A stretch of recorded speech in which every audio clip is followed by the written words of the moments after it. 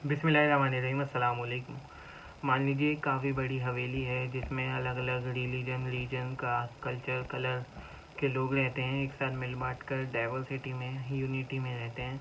और उनको एक एक ऐसा आदमी रूल करता है जो हवेली की और उन लोगों की एस्पिरेशंस को मीट करता है और उनसे मिल बांट कर रहता है और उनसे थोड़ी सी अमाउंट एज अ रेवेन्यू और एज अ रेंट लेता है ताकि वो हवेली चल सके और उसमें जो काम है वो मेंटेनेंस वगैरह सब चलती रहे। लेकिन सालों बाद वहाँ कोई बाहर का आदमी आके लोगों को भड़काता है, एक दूसरे के खिलाफ डिवाइड एंड रूल करता है। फिर हवेली में सिविल वॉर टाइप की सिचुएशन हो जाती है। फिर वो राजा को एबडक्ट करके उसकी थ्रोन से वहाँ खुद बैठ जाता है और वहाँ एक कॉलोनी सेटअप कर लेता है, क्योंकि उसे लगता है ये हवेली काफ़ी ज़्यादा वैल्यूएबल है, इसलिए यहाँ रहकर हम यहाँ के लोगों से ज़्यादा रेवेन्यू या ज़्यादा रेंट कलेक्ट कर सकते हैं।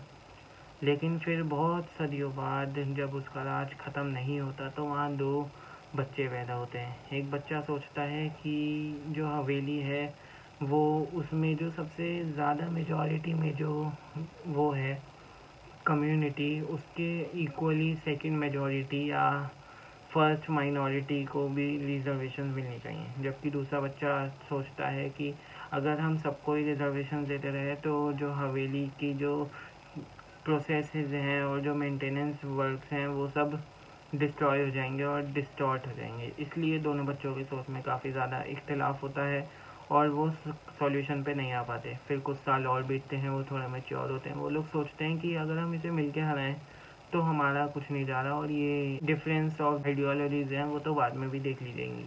तो वो दोनों मिल के उसको बाहर भगा देते हैं। लेकिन वो समझ जाता है कि इन दोनों की आइडियोलॉजीज़ में काफ़ी ज़्यादा डिफरेंस है, तो वो डिफरेंस जो होता है वो उस पर ध्यान देता है और दोनों को भड़का देता है एक दूसरे के खिलाफ।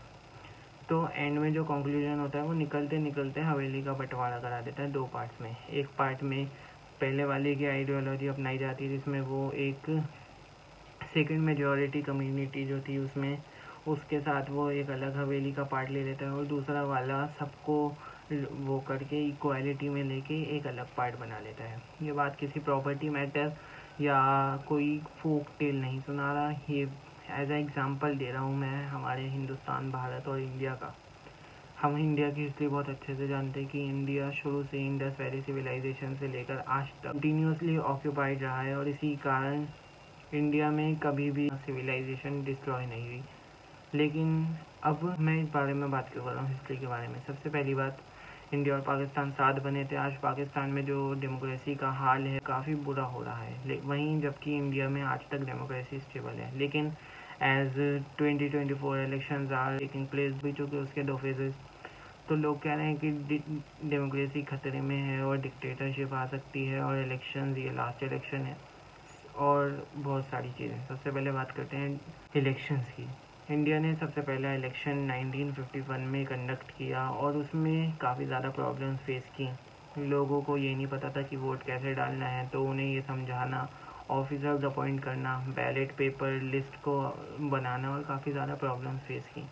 लेकिन इवेंचुअली फर्स्ट इलेक्शन कंडक्ट हुआ और जब पंडित जवाहरलाल नेहरू इंडिया के पहले प्राइम मिनिस्टर बने, फिर सालों तक बहुत अराउंड 50 to 70 ईयर्स कांग्रेस ही रही सरकार में, क्योंकि उसके कैरिस्मेटिक लीडर्स थे। लोगों का सपोर्ट इसलिए भी था कि लोग जानते थे कि इसने फ्रीडम स्ट्रगल में काफ़ी ज़्यादा बड़ा पार्ट लिया है। फिर लोगों ने सोचा कि क्यों हम कोई बदलें, क्योंकि कांग्रेस का जो इंटरनल सिस्टम था वो काफ़ी ज़्यादा ऑर्गेनाइज्ड, कि अगर उसमें कोई प्रॉब्लम भी होती थी पॉलिसी में तो वो इंटरनली डिबेटेबल होके वो फिर आगे फिर से उसका सॉल्यूशन निकाल लिया जाता था।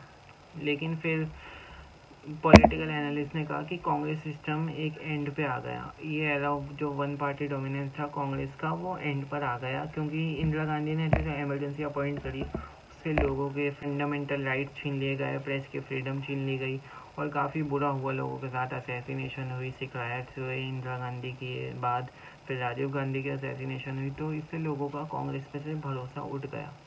फिर कोalition गवर्नमेंट्स आने लगी, NDA 1 आया, वाजपेयी जी की सरकार आई, फिर UPA 1 आया, फिर UPA 2 आया, फिर NDA 3 आया, NDA 4 आया और NDA 4 तक अभी तक टिल डेट मोदी जी ही हैं। हमारे प्राइम मिनिस्टर। लेकिन दूसरी चीज़, इलेक्शन में लोग टर्न ओवर जो है लोगों का 130 करोड़ की आबादी में से बहुत कम लोग वोट देने जा रहे हैं और वोट नहीं दे रहे हैं, क्योंकि उनका भरोसा उठ चुका है कि कोई भी लीडर आए हमारी पसंद का तो नहीं आएगा। तो सबसे ज़रूरी बात है जो इस वीडियो से मैं कहना चाहता हूँ कि अभी जितने फेजेस बचे हैं, जहाँ तक ये वीडियो पहुँचे, तो जो लोग इस वीडियो को देख रहे हैं वो अपने पोलिंग बूथ पे जाके अपने वोट दें अपने फेवरेट कैंडिडेट को, या जो वो चाहते हैं कि डिज़ायरस पार्टी को वोट दें। और अगर उनको लगता है कि उनका जो वोटिंग लिस्ट में नाम नहीं है, या पोलिंग बूथ की जगह पे उन्हें जाके पता चलता है कि उनका नाम नहीं है, तो वो eci.gov.in पे जाके अपनी वोटर आईडी कार्ड चेक कर सकते हैं और बैलेट पेपर में अपना नाम चेक कर सकते हैं। उसका लिंक मैं डिस्क्रिप्शन में डाल दूंगा। तो बस आज की वीडियो में बस इतना ही, मिलते हैं जल्दी नेक्स्ट वीडियो में। तब तक लिए थैंक्स फॉर वॉचिंग। अल्लाह हाफिज़, जय हिंद।